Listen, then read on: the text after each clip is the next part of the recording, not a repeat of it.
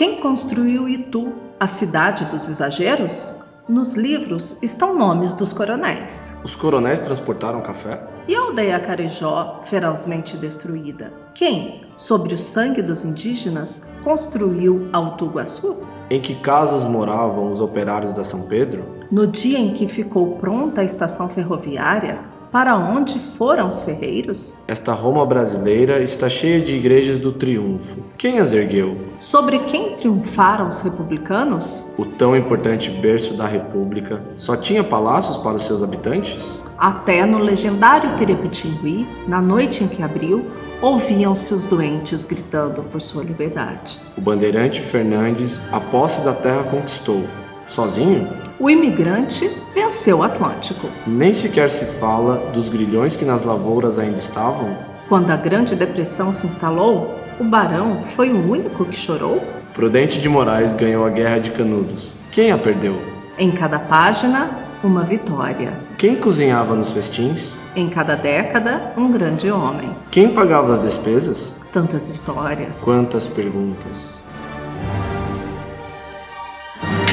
O Festival Estudantil de Curtas aqui do Colégio Monteiro Lobato, ele está na sua 4ª edição. A gente começou esse projeto em 2016, né? E a gente começou lá com uma proposta de unir História e Língua Portuguesa para que os alunos pudessem ter uma experiência diferente. Então a gente começou em 2016 com o tema Direito à Memória Histórica. Em 2017 a gente teve Que História Conta a Nossa Casa. O ano passado a gente teve um tema para pensar a interface entre língua e história, que é Histórias na Ponta da Língua. Esse ano o projeto então atingiu um nível incrível que a gente nunca tinha imaginado atingir, porque a gente recebeu um prêmio esse ano pelo projeto, pela história do projeto, mas principalmente pelo que a gente fez no ano passado. Foi um prêmio nacional de excelência, um projeto Arte e Cultura para Ensinar Melhor. Esse projeto foi oferecido pela Rede Poliedro e nós concorremos com projetos de todo o Brasil. E esse projeto foi agraciado com esse prêmio e fez com que a gente se sentisse ainda mais responsável e com mais vontade de fazer uma coisa diferente, melhor. E aí a gente chegou, inspirado pelo Samba da Mangueira, Histórias para Ninar Gente Grande, que já foi lançado lá no final do ano passado.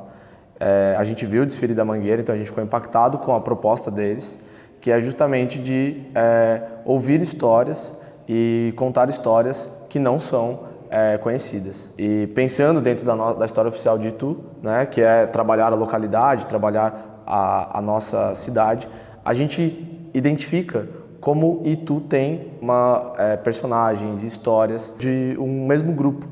Então a nossa proposta desse ano foi que os alunos contassem histórias que ainda não foram narradas. Então, para que todo mundo entenda, hoje a gente vai passar um grande tema. Vocês já estão divididos em pequenos grupos. E desses pequenos grupos, vocês vão ter que escolher um microtema que dialogue com este grande tema. Então o tema se a história fosse nossa, e aí, se a história fosse de vocês, o que vocês contariam? Sempre tem que focar no tema, tá?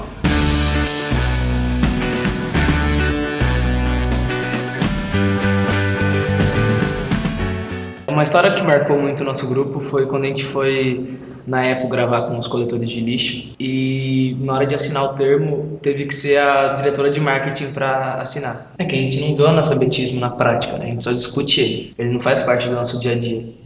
E quando a gente vê isso em contato com uma outra realidade, é bem marcante. Uma das coisas que mais me marcaram na gravação foi quando a gente entrevistou a avó de uma das nossas professoras e ela disse que, como ela era operária, ela não tinha muitos direitos e quando ela estava grávida, ela tinha que trabalhar colocando a barriga dela em cima das máquinas para ela poder continuar o trabalho. E outra coisa que marcou bastante também foi que outra costureira que a gente entrevistou, ela contava que na época que ela trabalhava, tinha creche na fábrica para ela poder deixar as crianças dela enquanto ela trabalhava, né?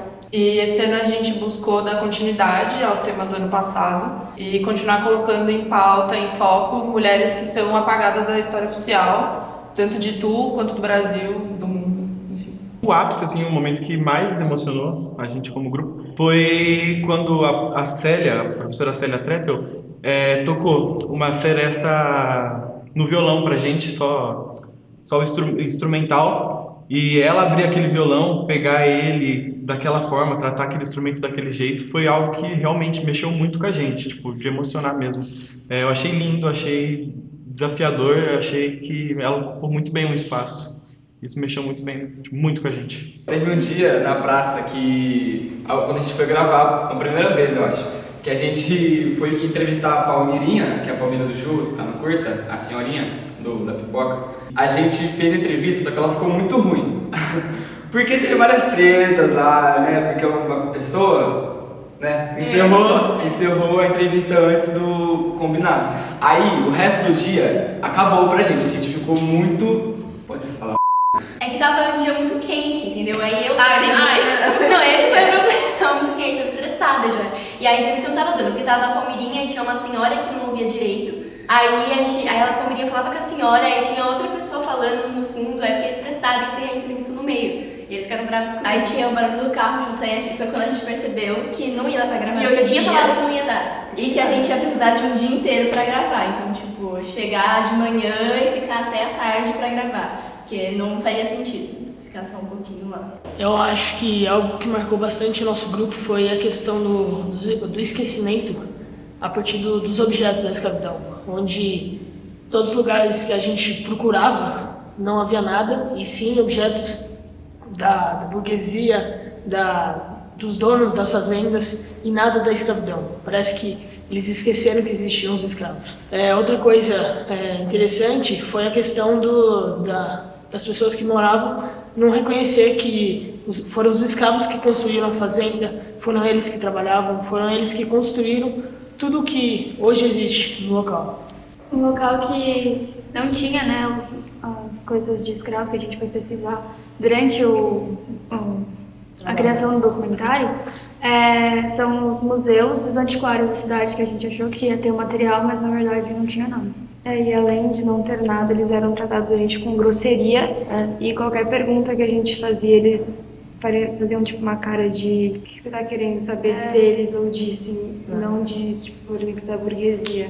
Eles eram tratados tipo como um objeto e não como um papel principal para a história, então era mais os bandeirantes eram o papel principal e eles mesmos que eram tudo não eram, então isso a gente ficou bem, marcou bastante assim.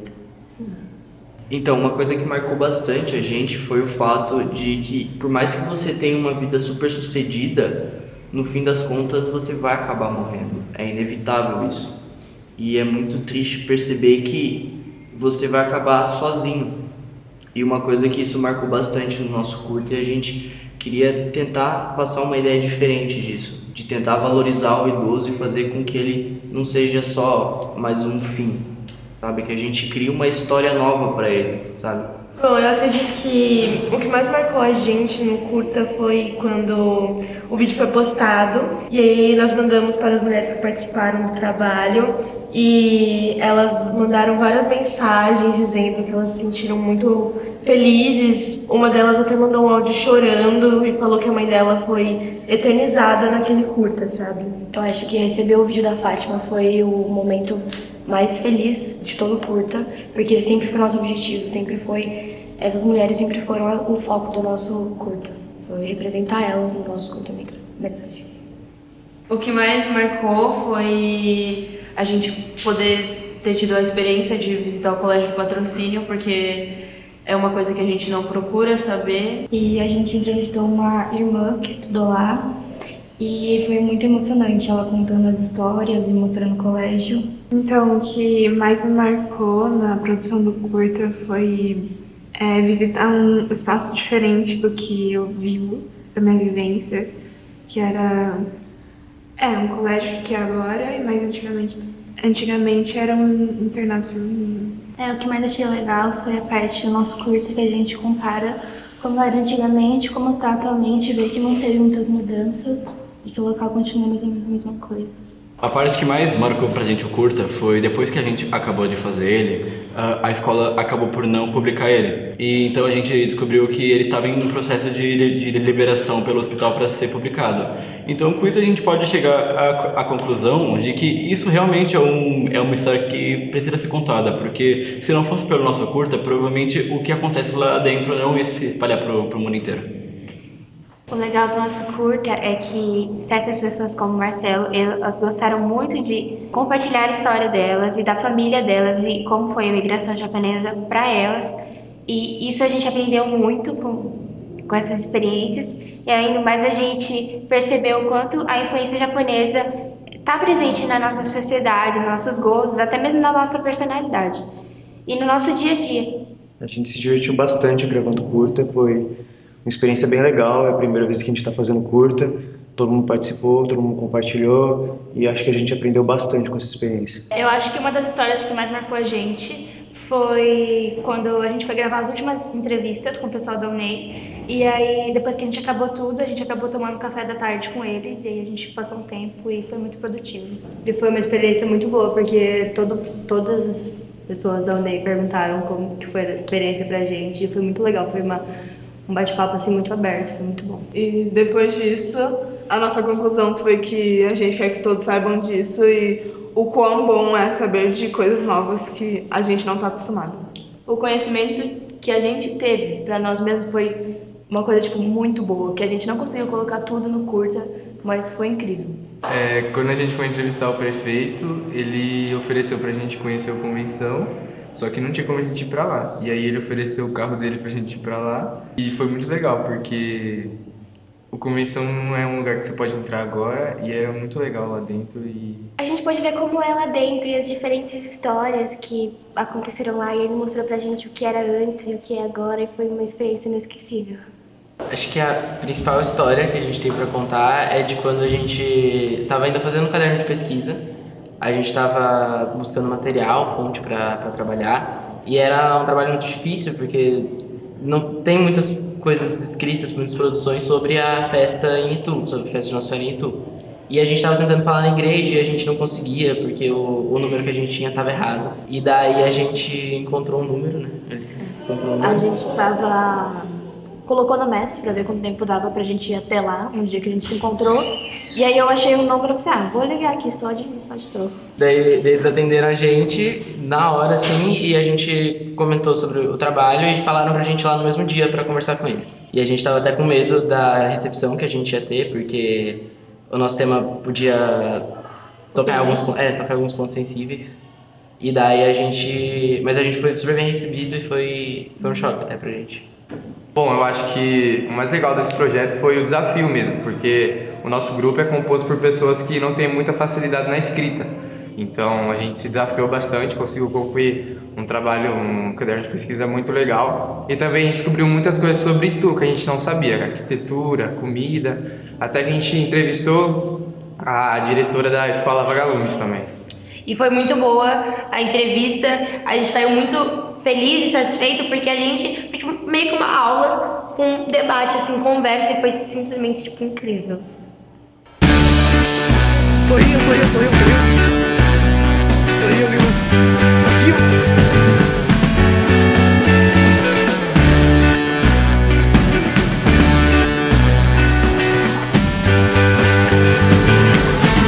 Na frente da câmera. Vai. Todos os dias nascem deuses, alguns maiores e outros menores do que você.